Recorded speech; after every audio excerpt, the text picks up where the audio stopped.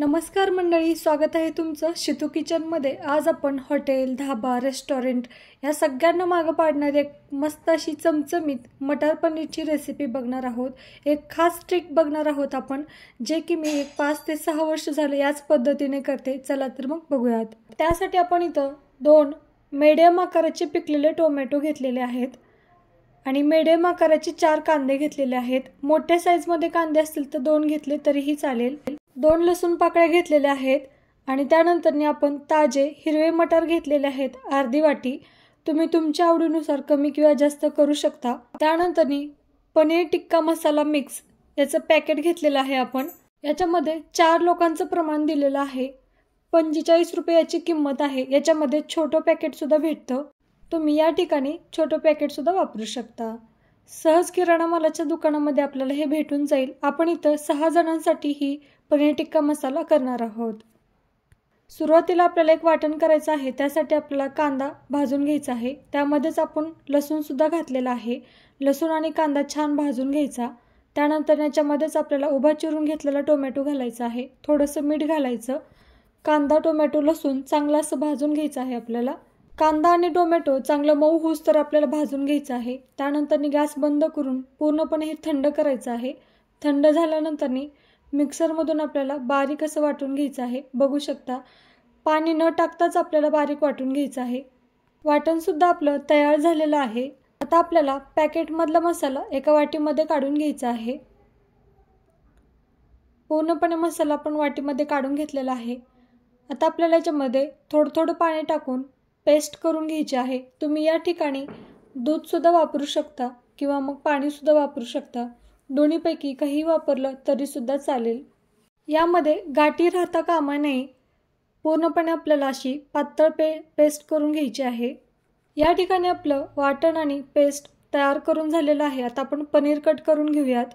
तुम्हाला ज्या साईजमध्ये पनीरचे पीस हवे आहेत त्या साईजमध्ये तुम्ही पनीर कट करून घ्या। मी चौकोनी आकारामध्ये पनीरचे थोडेसे मोठ्या आकारामध्येच कट करून घेतलेले आहेत। या ठिकाणी मी पनीर भाजून घेणार नाही। तुम्हाला हवं असेल तर 1 चमचा तूप टाकून दोन्ही साईडनी पनीर गोल्डन रंग येईपर्यंत भाजून घेऊ शकता। आता आपण भाजी करायला घेऊयात। पॅनमध्ये 1 चमचा तेल आणि मोठा बटरचा क्यूब घातलेला आहे। दोन्ही मिक्समध्ये आपण भाजी करणार आहोत। या ठिकाणी फक्त बटर किंवा मग फक्त तेलामध्ये सुद्धा भाजी आपण करू शकतो। बटर चांगलं गरम झालं की त्यामध्ये आपल्याला कांदा, टोमॅटो, लसूणची पेस्ट टाकायची आहे। बारीक गॅस करून छान असं तेल सुटेपर्यंत आपल्याला हे भाजून घ्यायचं आहे। सुरुवातीला आपल्याला कांदा, टोमॅटो याचीच पेस्ट टाकायची आहे। छान असं तेल सुटलेलं आहे 2 ते 3 मिनिटांनंतर बघू शकता। त्यानंतर आपल्याला याच्यामध्ये पनीर टिक्का मसाल्याची पेस्ट घालायची आहे। यामध्ये गॅस आपल्याला कुठेही फुल करायचं नाही, गॅस आपल्याला बारीकच ठेवायचा आहे आणि परत एकदा आपल्याला छान असं 2 ते 3 मिनिटांसाठी छान परतून घ्यायचं आहे। याला सुद्धा आपल्याला हलकसं तेल सुटेपर्यंत भाजायचं आहे। 1-1.5 मिनिटानंतर आपल्याला याच्यामध्ये हिरवे मटर घालायचे आहेत।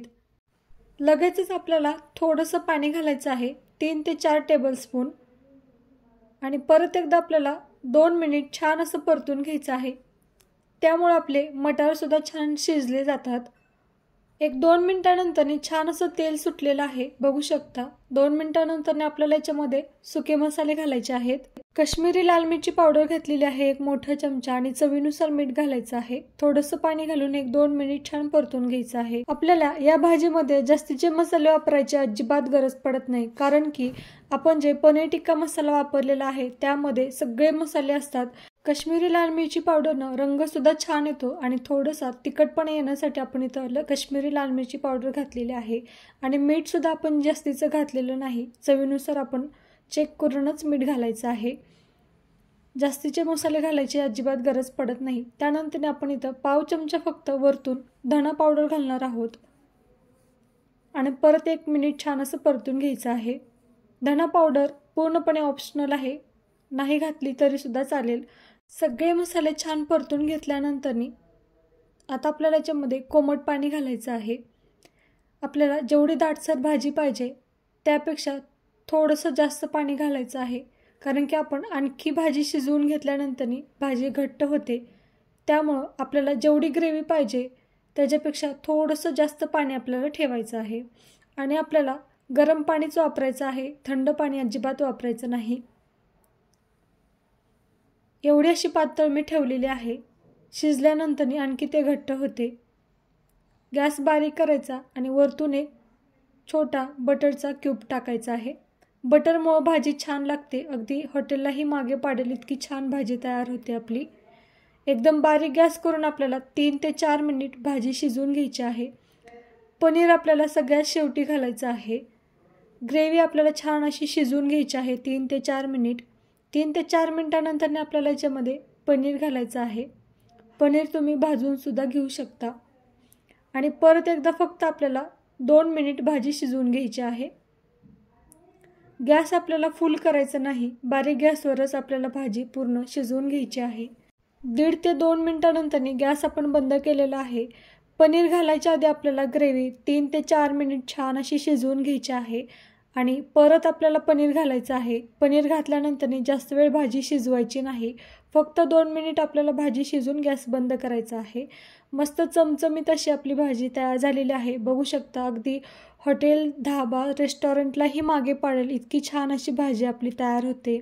सुरुवातीला आपल्याला कांदा टोमॅटोची पेस्ट छान अशी भाजून घ्यायची आहे तेल सुटेपर्यंत आणि नंतरनीच आपल्याला पनीर टिक्क्याची पेस्ट घालायची आहे, त्यामुळेच आपली भाजी छान अशी तयार होते।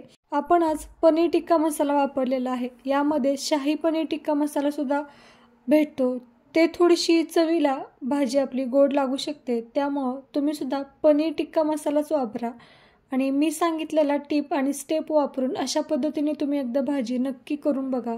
हमखास तुम्हाला ही रेसिपी आवडणार ही गॅरंटी आहे। आणि ही भाजी बनवताना तुम्ही एकदा बटरचा वापर नक्की करा। बटरचा वापर केल्याने भाजी तुमची अगदी ढाबा, हॉटेल, रेस्टॉरंटलाही मागे पाडेल इतकी छान होते। तर तुम्ही सुद्धा एकदा बटर घालून ही भाजी नक्की ट्राय करा। जर आपण ही भाजी पूर्णपणे तेलाचा वापर करून केली असेल तर सगळ्यात शेवटी यामध्ये आपल्याला 1 मोठा चमचा साजूक तूप घालायचं आहे, यामुळे सुद्धा आपल्या भाजीला छान अशी चव येते। तर मंडळी, तुम्ही सुद्धा अशा पद्धतीने एकदा नक्की ट्राय करा आणि कमेंटमध्ये मला नक्की कळवा। नो फेल ही अशी साधी सोप्या पद्धतीने रेसिपी आहे, तर तुम्ही सुद्धा एकदा नक्की ट्राय करा। रेसिपी आवडली असेल तर नक्की लाईक करा, शेअर करा आणि सगळ्यात महत्त्वाचं शितू किचन चॅनलला सबस्क्राईब करा। धन्यवाद।